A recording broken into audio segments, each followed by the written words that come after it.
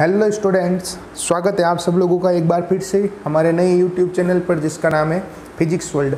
देखिए बच्चों, आप लोग बहुत अच्छी मेहनत कर रहे हैं। अभी जिस हिसाब से आप लोग टेस्ट वगैरह दे रहे हैं, टेस्ट में परफॉर्मेंस दे रहे हैं और जो आप जो क्वेश्चंस वगैरह कर रहे हैं, सोल्व कर रहे हैं, वीडियो अपलोड होती है, हाथों हाथ देख लेते हैं, ये बहुत ही अच्छी बात है बेटा।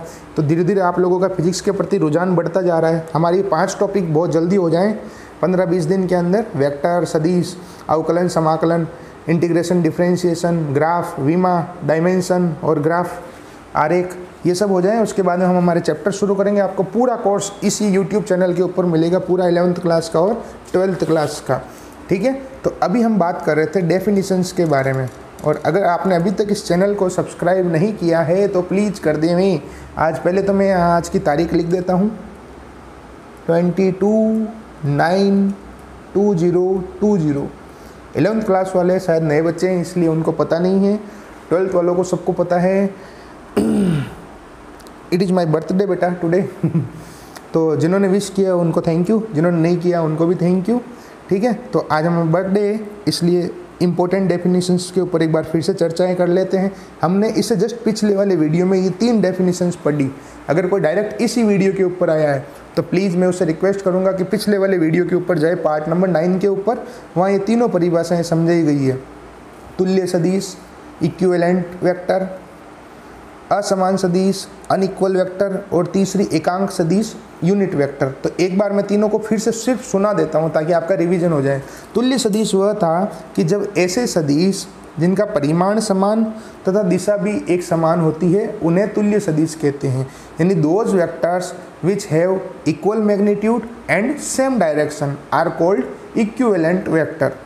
ठीक है। दूसरा असमान सदिश, अनइक्वल वेक्टर, मीन्स ऐसे सदिश जिनका परिमाण तो समान होता है लेकिन दिशाएं अलग अलग होती है।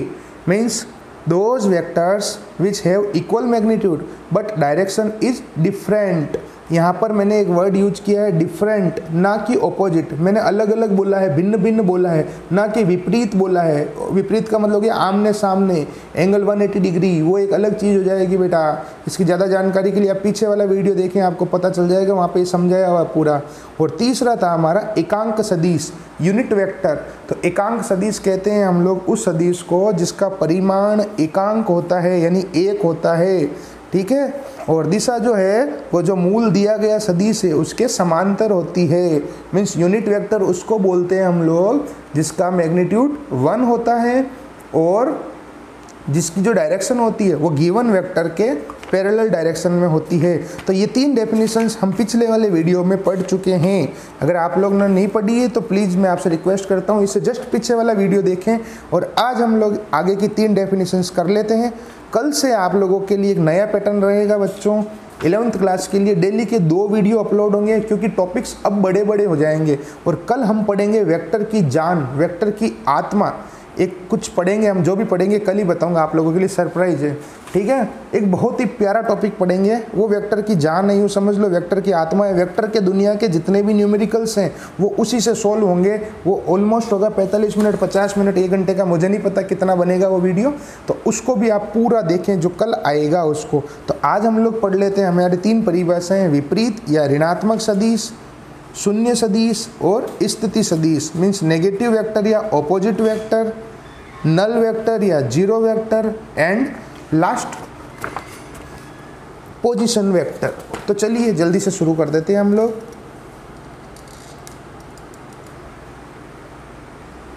और आप अपने दूसरे क्लासमेट्स को और दूसरे दोस्तों को, सहेलियों को ये वीडियो का लिंक शेयर करें बेटा। उनको बोले चैनल को सब्सक्राइब करें ताकि ज़्यादा से ज़्यादा बच्चे इनको पढ़ सकें। चलिए हम चौथी परिभाषा शुरू करते हैं, वो है विपरीत या ऋणात्मक सदिश। नाम से ही आपको पता चल गया होगा कि क्या परिभाषा हो सकती है। और वीडियो के डिस्क्रिप्शन के अंदर वीडियो के नोट्स अवेलेबल हैं। बिना स्किप किए वीडियो को आप लास्ट तक देखें, आपको सब कुछ समझ में आ जाएगा। नेगेटिव वेक्टर या फिर ऑपोजिट वेक्टर, नाम से ही क्लियर है बेटा कि ऐसे 2 सदिश जिनका परिमाण तो समान है लेकिन दिशा विपरीत है। विपरीत का मतलब हो गया आमने सामने। जैसे ये 2 मार्कर है मेरे पास में, ठीक है। ये जो जिधर से मार्कर का ये ढक्कन है वो उस सदिश की दिशा है।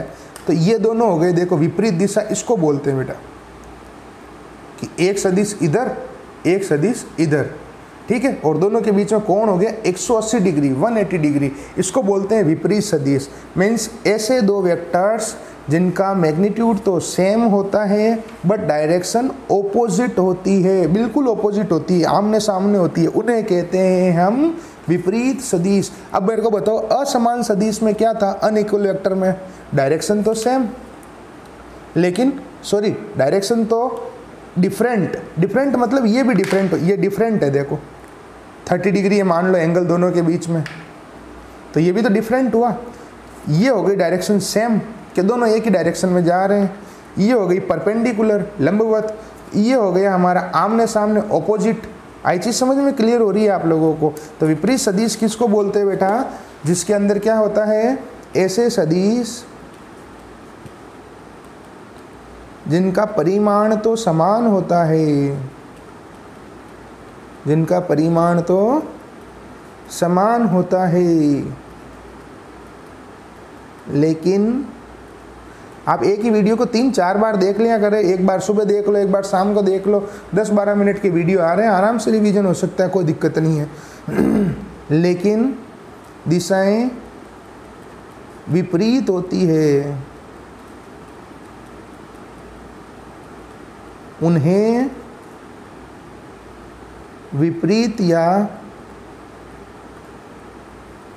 ऋणात्मक सदिश कहते हैं, उन्हें विपरीत या ऋणात्मक सदिश कहते हैं। अगर आप लोगों को कोई फिजिक्स के अंदर किसी भी टॉपिक में कोई डाउट हो तो आप मेरे ये व्हाट्सअप नंबर है, इस पर अपना नाम क्लास लिख के भेज सकते हैं, आपको आपका सॉल्यूशन मिल जाएगा किसी भी चैप्टर का।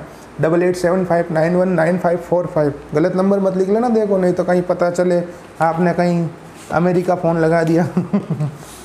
ठीक है, तो इसकी डेफिनेशन क्या हो जाएगी, नेगेटिव वेक्टर और ऑपोजिट वेक्टर। अभी जिस हिसाब से 11th क्लास का रिस्पॉन्स है वो 12th क्लास से बहुत ज़्यादा अच्छा है बेटा, तो हम लोग कल से वीडियो की जो है लेंथ जो है वो इंक्रीज करेंगे, बड़े बड़े टॉपिक्स वगैरह करेंगे ताकि जल्दी से जल्दी हम हमारा कोर्स पूरा कर सकें। When two vectors have same magnitude but opposite directions, opposite का मतलब हो गया आमने सामने, विपरीत, और डिफरेंट का मतलब हो गया अलग अलग, मतलब कुछ भी हो सकता है, 30 डिग्री 60 डिग्री कुछ भी हो सकता है, but opposite direction are called opposite vector और नेगेटिव वेक्टर। ये इसकी डेफिनेशन हो गई बेटा, आराम से देख लो, समझ लो। नेक्स्ट है हमारा शून्य सदिश, नल वेक्टर, जीरो वेक्टर, नाम से ही आपको पता चल रहा होगा शून्य सदिश। हाँ, कुछ बच्चे बोले डेफिनेशन, मुझे सुनाई दी यहाँ पर, very good good good. Zero vector या नल वेक्टर क्या होगा भाई, जिनका परिमाण शून्य होता है, मीन्स जिनका मैग्नीट्यूड जीरो होता है, उन्हें हम कहते हैं नल वेक्टर, जीरो वेक्टर या शून्य सदिश। और इसमें हमें डायरेक्शन के बारे में कुछ पता ही नहीं रहता है, मतलब दिशा का हमें ज्ञान नहीं रहता है, हम बता ही नहीं सकते कि डायरेक्शन कैसे क्या किधर गई। मतलब ऐसे सदिश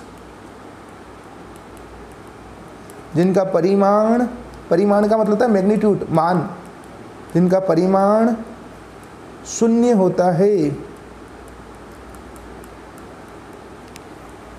लेकिन दिशा का ज्ञान नहीं होता है, लेकिन हमें दिशा का ज्ञान नहीं होता है। उसकी दिशा तो होती है, हमें पता नहीं होती है कौन सी होती है, उन्हें शून्य सदिश कहते हैं, उन्हें शून्य सदिश कहते हैं। और इसे वेक्टर जीरो से प्रदर्शित करते हैं, यह वेक्टर जीरो द्वारा प्रदर्शित किया जाता है। Those vectors which have zero magnitude, या हम लोग लिख सकते हैं those vectors which contains zero magnitude या whose magnitude is zero। ये ज़्यादा बेटर सेंटेंस बन जाएगा। And no idea about its direction are called zero vector or null vector, and it is represented by vector 0। ये हो गई इसकी definition, आराम से आप देख लें। अब तीसरी और छठी और लास्ट इंपॉर्टेंट डेफिनेशन, 3 हमने पिछले पार्ट में पढ़ी थी, कल वाले पार्ट में, पार्ट नंबर 9 के अंदर, और ये हमारा पार्ट नंबर 10, इसके अंदर हम लोग पढ़ रहे हैं 3 डेफिनेशंस।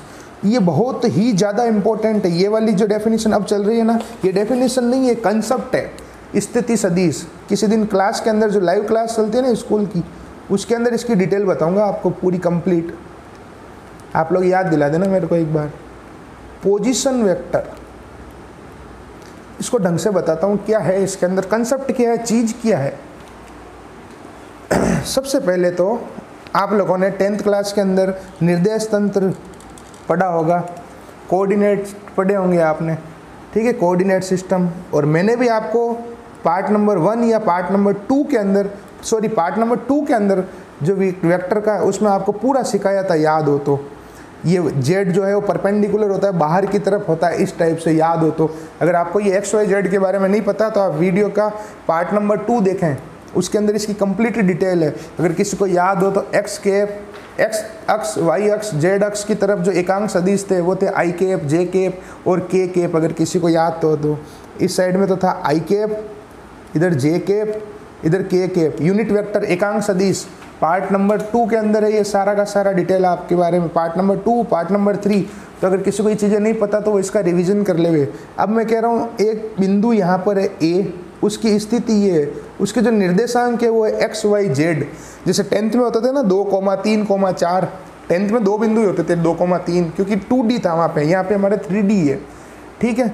कोई बिंदु है ए, उसके जो स्थिति सदिश है, जो उसके स्थिति के जो बिंदु है, कोऑर्डिनेट्स जो है, निर्देशांक है, वो है x, y, z। तो स्थिति सदिश को हम कैसे रिप्रेजेंट करेंगे, वेक्टर r, मीन्स ये जो डायरेक्शन है यहाँ से यहाँ तक जो डिस्टेंस है, वेक्टर r, वो हो जाएगा हमारा x i cap plus y j cap plus z k cap. ये हो गया इसका स्थिति सदिश, मीन्स पोजीशन वेक्टर।